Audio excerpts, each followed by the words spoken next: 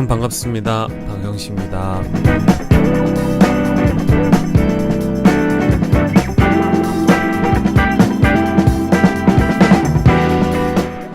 네, 7월 13일 토요일 오전 9시입니다. 오늘도 날씨는 여전히 꿉꿉합니다.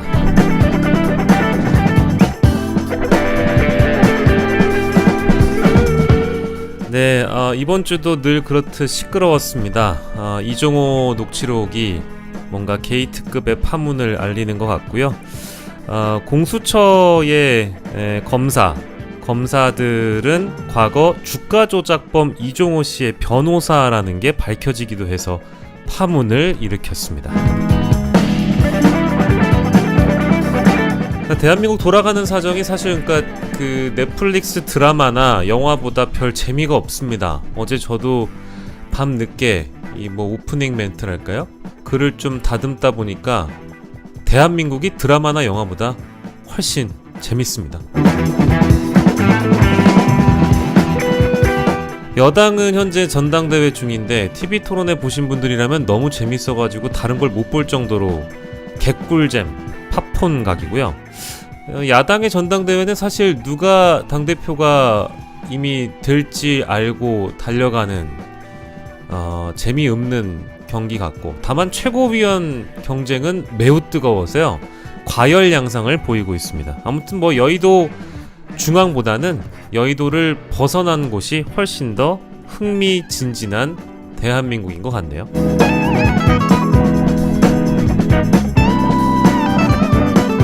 제가 좋아하는 칼럼 한 대목을 가져와 보겠습니다. 동아일보의 김순덕 대기자의 칼럼인데요. 있는 그대로 읊어드리겠습니다. 대한민국의 사극을 마무리한다면 2023년 영화 나폴레옹에서 영웅이 죽기 전 읊조린 세 마디가 프랑스, 군대, 조세핀이었다. 그런데 윤석열 대통령이 영화를 남긴다면 이렇게 남길 것 같다. 대한민국 검찰 김건희.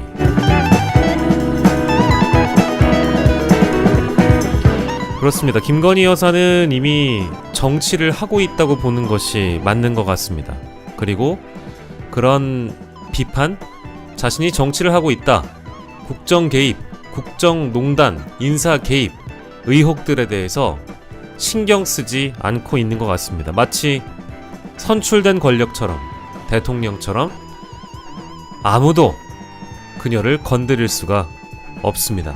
이미 대통령실 내부에서도 저는 김건희 여사를 제지할 수 없는 수준에 이르렀다고 보고 있습니다. 김순덕 대기자가 얘기한 대로 이런 시대를 또 겪지 않으려면 뭐랄까요? 영부인에게 이젠 법적 근거, 권한을 주고 책임을 지게 하지 않는다면 이제는 대통령을 뽑을 때마다 대통령 개인에 대한 의혹이 아니라 대통령 부인에 대한 의혹까지 탈탈 털어야 아마 이런 2024년을 더 이상은 보고 싶지 않기 때문에 대통령 배우자법이라도 만들어야 될 것 같습니다. 7월 13일 오늘 라이브 시작하도록 하겠습니다.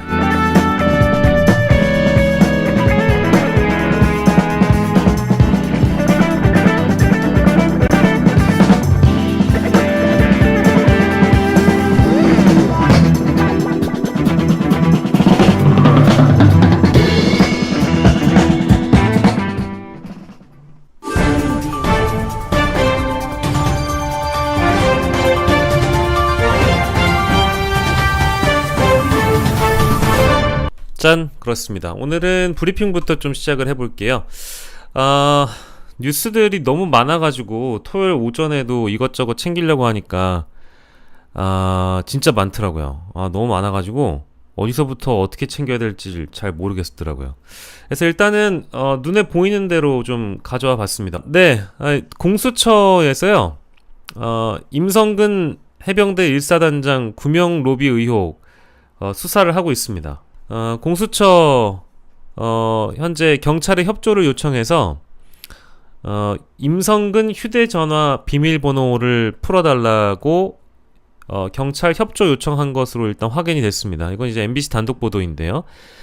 공수처는 지난 1월 해병대와 국방부를 압수수색을 했었고, 임 전 사단장의 휴대폰을 최근에 국가수사본부 포렌식 센터에 보냈습니다. 아무튼 공수처는 임성근 사단장이 비밀번호를 복잡하게 설정을 해뒀기 때문에 비밀번호를 풀지 못하고 있었는데요. 본격적인 규명 의혹, 로비 의혹 규명을 위해서 포렌식 전문기관의 협조를 공수처가 구했다. 즉 최대한 좀 빨리 풀어서 임성근이 거짓말을 하고 있는 부분들을 좀 드러내보려고 한다라는 그런 의지를 보였다는 뉴스입니다. 이 경찰의 공수처가 협조를 한 시점이 임성근 사단장 구명 로비 정황이 담긴 녹음 파일을 확보한 직후라고 하니까요. 그래도 이게 올해 6월, 7월 그 사이라고 봐야 될 것 같습니다. 그리고 지난 4일에는 공익신고자를 통해서 이미 구명 로비 정황을 제보받았고요. 이종호 씨 녹취록도 확보를 했습니다.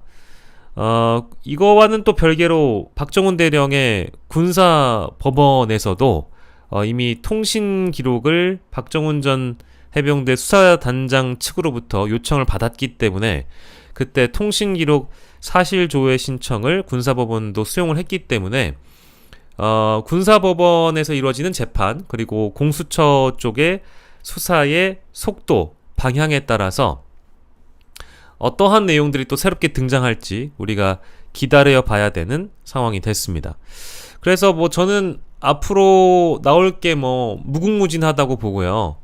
그제, 어제 뭐 다 제가 방송에서 다뤘던 주제가 대부분 이 이종호 녹취록과 관련된 보도들이기 때문에 요것들을 좀 따라가 본다면 지금까지 드러난 것은 그러니까 제가 모든 언론 보도를 종합하고 인터뷰했던 분들의 내용을 전부 다 수용해서 이 결론을 내려보면 빙산의 일각이다. 이거는 이제 아무것도 아닌 것 같아요. 좀 더 지나가면 아마도 우리는 진실에 다가서지 않을까. 머지않은 시점에. 다만 시간은 진실의 편이기 때문에 너무 조급하게 서두를 필요는 없을 것 같아요. 근데 약간의 이제 균열이 보이는 지점들이 있어요. 그러니까 우리는 뚜벅뚜벅 걸어 나가고 이 묵직한 진실의 무게를 감당할 자신들이 있는데 이거를 좀 중간중간 파쇄하려는 깨부수려는 움직임들이 보이는데 그건 잠시 뒤에 헤드라인에서 설명을 해드리겠습니다. 두 번째 소식을 보면 이것도 임성과 관련된 내용인데 공수처가 이 최근에 경기도 화성의 한 골프장을 찾아간 것으로 파악됐습니다. 이거는 김종대 의원이 저한테 그 골프장 이름까지 방송 중에 말씀을 해주신 적이 있는데 경기도 화성에 위치해 있는데요. 여기 해병대 골프장을 찾아서 카카오톡 대화방에 있던 인물들의 골프장 출입 내역 이런 것들을 요청해서 확인한 것으로 알려졌고요. 해병대 1사단이 있는 포항에서는 골프를 치진 않은 걸로 알고 있는데 중요한 건 김종대 의원이 방송에서 말씀해 주신 대로 경기도 화성에 있는 해병대 골프장은 우리가 여기를 또 따로 주시를 해봐야 된다. 그래서 공수처가 찾아간 경기도 화성 해병대 골프장 바로 옆에는 해병대 사령부가 있고요. 임성근 사단장도 이곳에서 근무를 했었던 것으로 알려지고 있습니다. 예. 근데 뭐 국회 청문회에서 이종호 씨를 모른다고 얘기를 했고 골프를 친 적도 없다고 했기 때문에 일단은 이 경기도 화성의 해병대 골프장, 그러니까 포항에 있는 1사단 말고요. 경기도 화성의 해병대 골프장 쪽을 찾아가서 일단 확인을 했다고 하니까요. 출입 명단 그리고 기록을 먼저 확인한 뒤에 관련자들을 불러 조사할 계획이라고 하니까 이 내용도 우리가 함께 주시해보면 좋을 것 같습니다.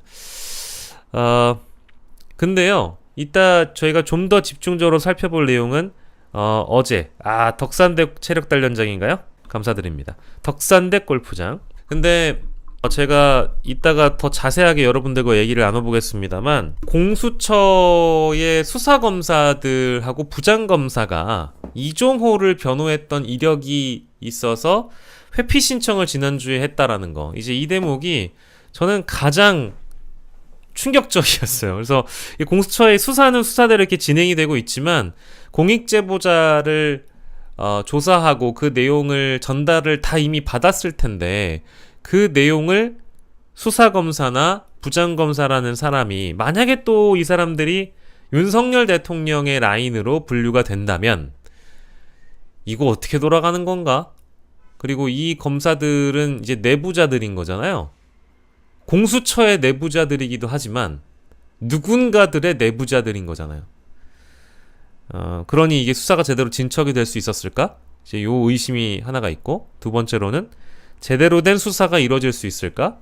공수처를 그래서 믿기가 어렵다. 물론 극소수의 검찰 내부에도 검사들 중에도 당연히 정말 훌륭한 검사님들 많겠죠. 없겠습니까? 전 뭐 당연히 우리가 흔히 아는 특수부 정치검사들을 제외하고 정말 열심히 공정하게 원칙과 소신을 지켜 수사하는 분들이 있을 텐데, 공수처에 이제 이런 분들이 있었다는 것만으로도 저는 공수처의 수사를 더 못 믿기가 어렵다라는 생각도 좀 들어서 그 대목은 아무튼 좀 언급을 하고 가고요.